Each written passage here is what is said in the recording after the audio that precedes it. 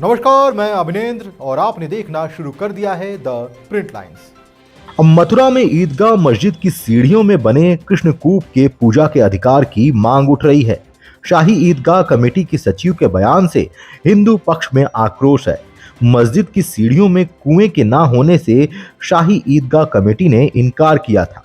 जी हां, श्री कृष्ण जन्मभूमि शाही का विवाद मामला लगातार सुर्खियों में है।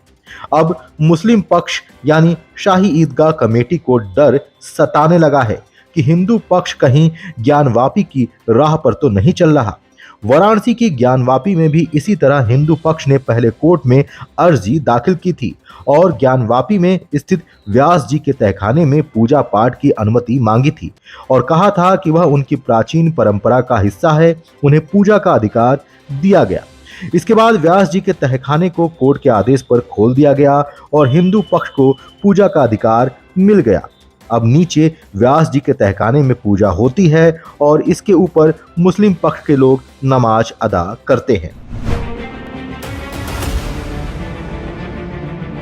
मथुरा श्री कृष्ण जन्मभूमि शाही विवाद मामले में भी श्री कृष्ण जन्मभूमि मुक्ति निर्माण न्यास के अध्यक्ष और श्री कृष्ण जन्मभूमि केस में पक्षकार अधिवक्ता महेंद्र प्रताप सिंह ने एक प्रेस वार्ता की और बताया कि शाही ईदगाह मस्जिद की सीढ़ियों के पास एक प्राचीन कुआं है और उसका नाम कृष्णकूप है, जो भगवान श्री कृष्ण के प्रपौत्र बज्रनाथ ने बनवाया था, जिस पर हिंदू पक्ष के लोग प्राचीन समय में बच्चों के मुंडन और बासोड़ा के दिन पूजा करने के लिए जाते हैं।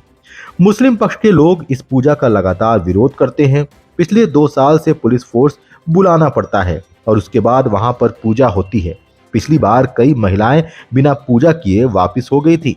अब इस पूरे मामले को लेकर उन्होंने इलाहाबाद हाईकोर्ट में अर्जी लगाई है और कोर्ट से कहा है कि उन्हें नियमित वहां पूजा का अधिकार दिया जाए।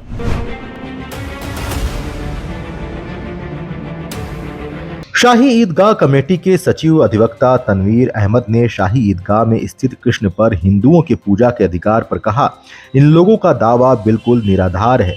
यह लोग अनर्गल बयानबाजी करते रहते हैं, किसी रूप में बढ़ावा देते रहते हैं। ना वहां पर कोई पूजा हुई है और ना ही वहां पर कोई कुआं है।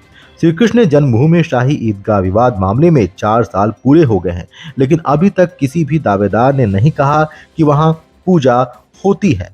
बिल्कुल निराधार है, अनर्गल बयानबाजी है और वो किसी ना किसी रूप में उसको बढ़ावा देते रहते हैं। ना वहाँ कोई कुआं है, ना वहाँ कभी पूजा हुई और आज तक जितने मुकदमे चले 4 साल लगभग हो गए, किसी पक्ष ने ये नहीं कहा कि वहाँ पूजा होती हो।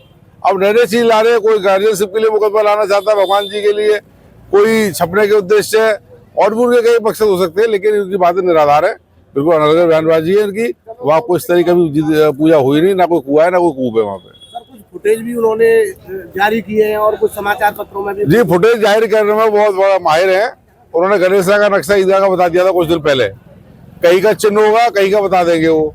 तो ये तो वो षड्यंत्र करते रहते हैं और इस चीज में वो सिद्धस्त है, माहिर हैं। इसके लिए उनके पास एक विशेष टीम उन्होंने तैयार कर रखी है जो अलग अलग रूप से कहीं के चित्र बनाकर कहीं के लगाते हैं। जैसे आपने पिछली बार देखा होगा, कुछ जो वैसे लोग होते हैं, घटना कहाँ की है और किस शहर की रिपोर्ट देते हैं। तो ये सब उनका जो है षड्यंत्र कर रहे हैं, रच रहे हैं जनता को धोखाधड़ी करने के लिए, जनता को लुभावनी बातों को लाने के लिए। लेकिन स्थानीय लोगों को मालूम है ना वहाँ कहीं कभी कूप है, ना कोई कुआं है, ना कोई पूजा हुई, कुछ नहीं, सारी बातें निराधार और झूठी है।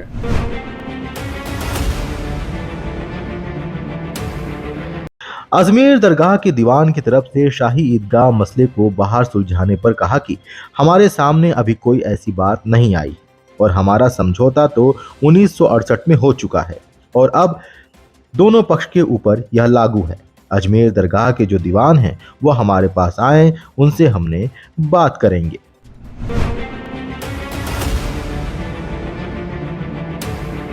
श्री कृष्ण जन्मभूमि मुक्ति न्यास की अध्यक्षता महेंद्र प्रताप सिंह का कहना है कि शाही ईदगाह कमेटी के अधिवक्ता तनवीर अहमद ने जो भी कहा है, जो वो कह रहे हैं, मस्जिद की सीढ़ियों पर कोई कूप नहीं है, तो यह फोटो, वीडियो और तमाम वहां के स्थानीय लोग और ऐतिहासिक साक्ष्य इस बात का दावा करते हैं कि मस्जिद की सीढ़ियों में कृष्णकूप है और वह साफ दिखाई देता है। नहीं दिखाई देता तो हमें अंदर ले चले, हम उन्हें दिखा देंगे। श्री कृष्ण जन्मभूमि पर जो शाही ईदगाह मस्जिद बनी है और उसकी सीढ़ियों पर कृष्णकूप बना हुआ है और कुछ लोग कह रहे हैं कि वहां पर कृष्णकूप नहीं है। तो मैं ऐसे लोगों को चैलेंज करता हूं कि वो मेरे साथ आए और मैं उनको दिखाता हूं कि कृष्णकूप कहाँ है। इस तरह के बयान करके वो लोगों को गुमराह कर रहे हैं। अगर वहां कृष्णकूप नहीं है तो 2022 में पुलिस को क्यों बुलाना पड़ा जब पूजा हुई थी? 2023 में भी वहां पूजा नहीं करने देगी। पाषाण के दिन शीतला माता की वहां पूजा होती है विधिवत रूप से, पुरातन संस्कृति से वहां पूजा होती रही है, हमारे पूर्वज पूजा करते रहे, हम भी वहां पूजा के लिए जाते हैं। तो इसी को लेकर के हमने कोर्ट में एक अर्जी दी है और हमारा मानना है कि वहां विधिवत रूप से हम पूजा कर सके बिना किसी अवरोध के।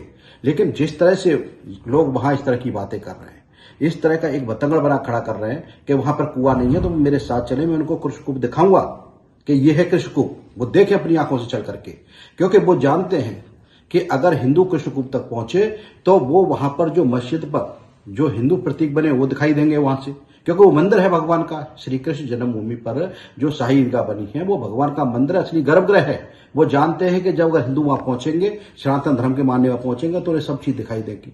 तो वो इन तथ्यों को छुपाने को उद्देश्य कर रहे हैं और एक उनके अंदर कहीं कहीं ये भय बैठा हुआ है कि अगर वहां लोग गए पूजा की तो उन्हें कहीं न कहीं काशी की जो तलघर में पूजा हो रही उसको उनको लगता है कि यहां भी कहीं ऐसी परंपरा ना शुरू हो जाए। उनको डर लग रहा है काशी की वजह से कि कहीं यहां भी काशी की पुनरावृत्ति ना हो जाए। तो मैं उन लोगों को बताना चाहता हूं कि इस तरह के बयान दे करके कि वहां कुआं नहीं है, चलिए मेरे साथ, मेरे पास वहां की वीडियोग्राफी है, मेरे पास कुएं की फोटोग्राफी है, मेरे पास वहां पूजा करते हैं लोगों की फोटो है, मैं दाखिल करूंगा न्यायालय में सब चीजें। तो इस तरह की बातें कर रहे हैं जो लोग, इस तरह की बात कर रहे हैं, उन पर औरंगजेब की चश्मा उनकी आंखों पर चढ़ा हुआ है। वो औरंगजेब की इस निशानी को बचाने के लिए लगे हुए हैं, किसी तरह से बचाना चाहते हैं। तो आज समझना चाहिए ये स्वतंत्र भारत है और स्वतंत्र भारत में हमारी भावनाओं की उन्हें कद्र करनी चाहिए, हमारी आस्थाओं की उन्हें कद्र करनी चाहिए। 24 साल तक केशव वाटिका का ताला लगा रहा, क्योंकि सच वहां से सामने आता। तो अब माननीय योगी जी ने उस केशव वाटिका को खुलवाया। तो ये ऐसे तथ्य हैं, ऐसी चीजें हैं कि ये जनता के सामने आनी चाहिए। जनता को ये पता चलना चाहिए कि सत्य क्या है, सत्य सबके सामने आना चाहिए। लेकिन शाही ईदगाह पक्ष के लोग चाहते हैं कि सत्य सबके सामने ना आए, न जनता के सामने आए, न न्यायालय के सामने आए। न्यायालय में आज तक वो किसी तरह का कोई सिंगल डॉक्यूमेंट दाखिल नहीं कर पाए। हाई कोर्ट से लेकर के डिस्ट्रिक्ट कोर्ट से सुप्रीम कोर्ट तक बार बार 1968 के समझौते की गवाही देते हैं। 1968 का समझौता तो नल एंड वॉइड है, उसका कोई मतलब ही नहीं बनता है। उसी को न्यायालय में हमने चैलेंज किया है, हमने पूरे डॉक्यूमेंट दाखिल किए हैं। तो ये कृष्णकूप पर हम चाहते हैं कि वहां पर विधिवत पूजा हो, जैसे पूजा करते रहे, वहां हिंड्रेंस पैदा ना हो। जो हमारी माताएं बहनें जाती हैं उनके साथ 2022 में दिक्कत हुई, 2023 में दिक्कत हुई, कुछ लोग बिना पूजा किए चले आए। तो उन लोगों को समझना चाहिए, शाही ईदगाह के लोगों को, कि जो इस तरह की बयानबाजी कर रहे हैं वो गलत है और उनको सोचना चाहिए। और जिस संस्कृति में रह रहे हैं उन संस्कृति के लोगों को ही आप रोकना चाहते हैं। वो हमारा मंदिर है, आप कैसे रोक सकते हैं किसी को? हमारा कूप है, कृष्णकूप है।